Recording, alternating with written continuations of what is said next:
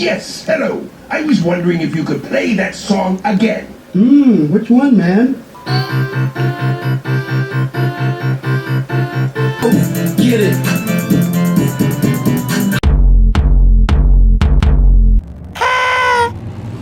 Hey Cakenistas, it's Marisha. How are you guys doing? It is a very cloudy, dreary day.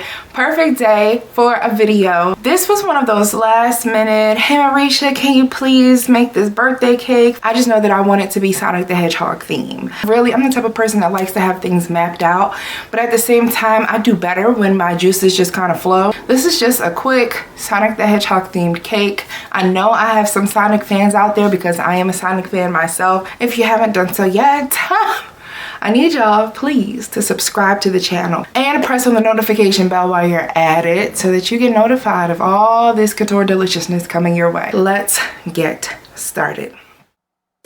All right, Cakenistas, let's go ahead and clean that screen off so that you all can see the magic that is about to take place at Sonic the Hedgehog.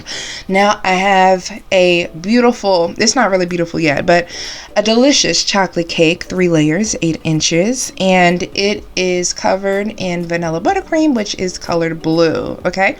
So I did a crumb coat, which you can see, and I'm going to cover the entire cake in my Sonic blue buttercream frosting. In the background, I am featuring green peppers, butternut squash.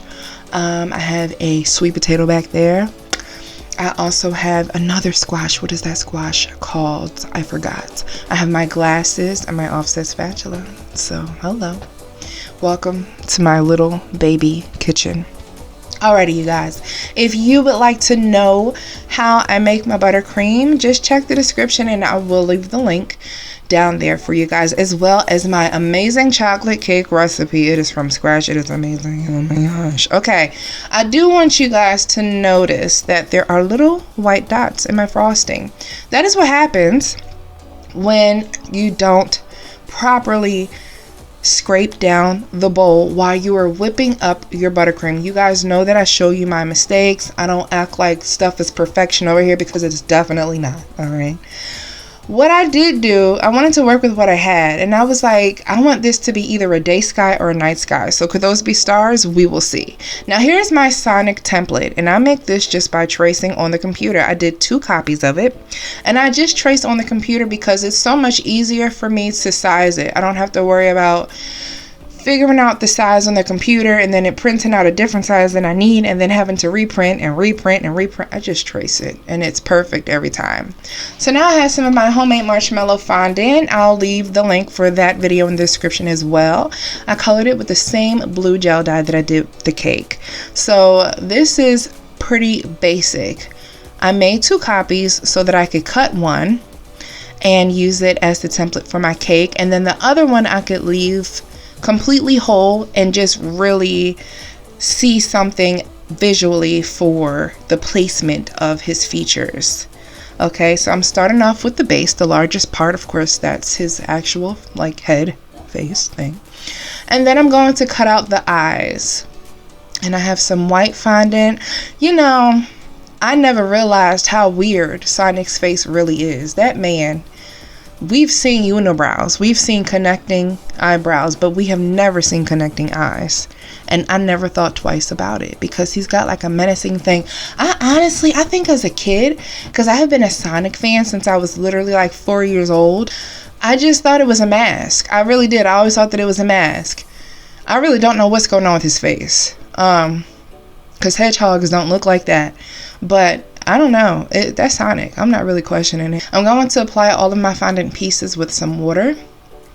Luckily, his face is nice and simple because this was a last minute cake. I was asked, can you please make a last minute simple Sonic the Hedgehog cake? I was actually coming up with it as I was making it. I knew that I wanted his face though as like the center of the focal point rather. So I have some dark beige fondant and I'm going to use that for his mouth. And once again, just cutting out the template piece by piece, doing the same thing with the fondant and applying it. The one thing that you do have to take note of is, you know, your layering. What's going to go first, what's going to go last, and that's just with all fondant pieces, fondant toppers, whatever you want to call this. It doesn't look perfect, but that's art. Nails, hello. You know, white on one hand, black on the other. There are so many ways to make his face. So you can go more 3D if you would like. You can make the ears kind of pop or stick out a little bit. You can make the eyes stick out a little bit. That might look a little creepy. You can make his mouth rather stick out. That would look great. So there are a lot of ways that you can do this. I wanted to just stick to a flat, kind of one-dimensional cake topper. I applied that to the cake, and I thought about leaving it just like this. Then I said, my goodness, that's a sad birthday. Wow. So we're gonna keep going. Now, if you play Sonic the Hedgehog game and seen the movies and all of that, he, like a lot of other games that we love, he is after the gold. He's after the gold rings. So I'm going to take some of that leftover blue fondant that I have and use 2 different size piping tips to cut out some gold rings. And you may be thinking, now why is she using blue? That's weird. I find that using a darker fondant like blue versus white gives me a more popping gold color.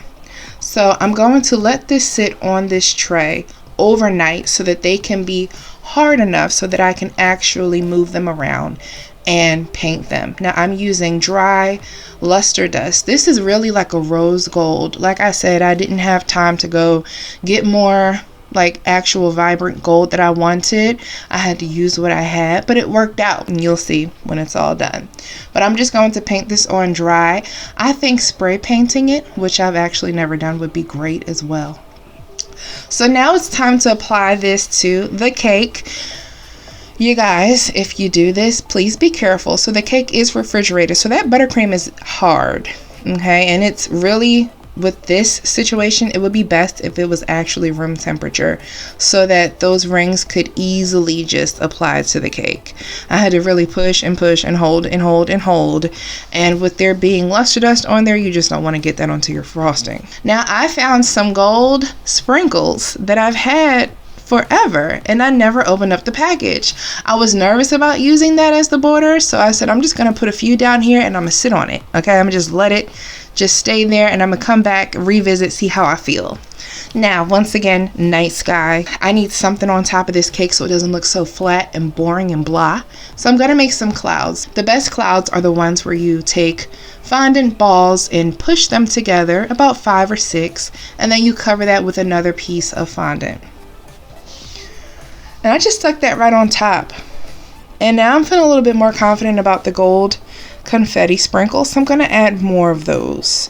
And I just want to fill this cake up. Like, it's nighttime now, and at this point I'm just kind of hoping for the best. I feel like totally, you know, I don't know.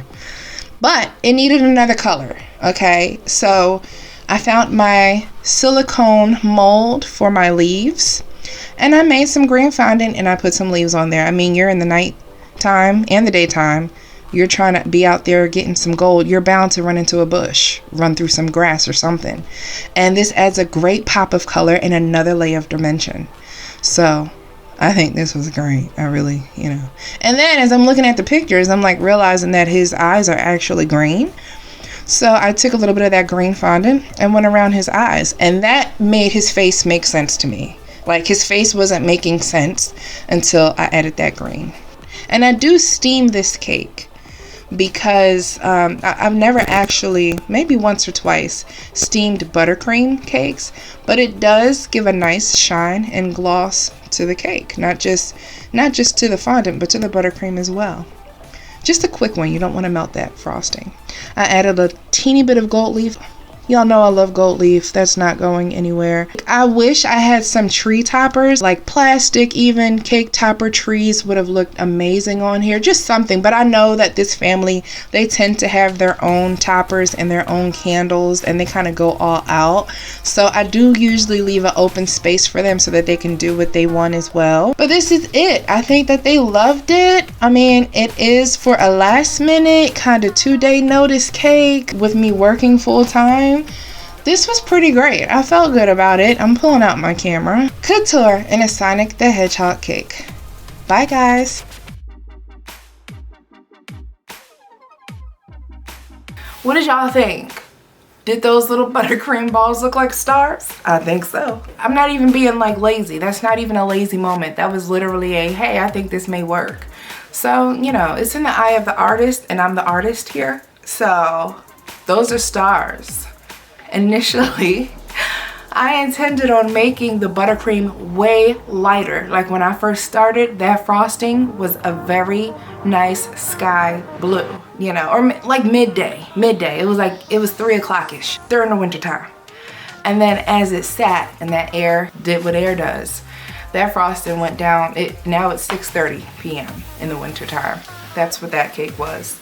So it went from day to night. So let's pick a Cakenista comment. The Cakenista comment of the day is going to go to Mo over there 3640. On my glitter heart cake, Mo says, Mo over there, that's kind of funny. Mo says, glad you're getting back to yourself. Thank you so much. I am too. It's definitely difficult. If you don't know what she's referring to, I am actually home right now because I had a car accident last week. I pumped my brakes because I was watching a car spin out, and that car actually crashed into me. And what's crazy is that car has no damages and the person was fine, and I end up with the wrecked car, the concussion and whiplash. My mom said it perfectly though. It's kind of like an egg, where if you have 2 eggs, the one that is rolling, it smashes into the one that's still, this one cracks. Is it like the science of velocity? Is it like, it's super scientific. It doesn't feel great, you know, but I am very, very, very blessed to be able to talk, walk, move, talk to you guys, make cakes. Like, I am very blessed. I'm just taking some time to try to get back to normal. Thank you so much for comments, and please comment down below if you would like to be featured in the next video. I'll see y'all in the next one. Bye, Cakenistas.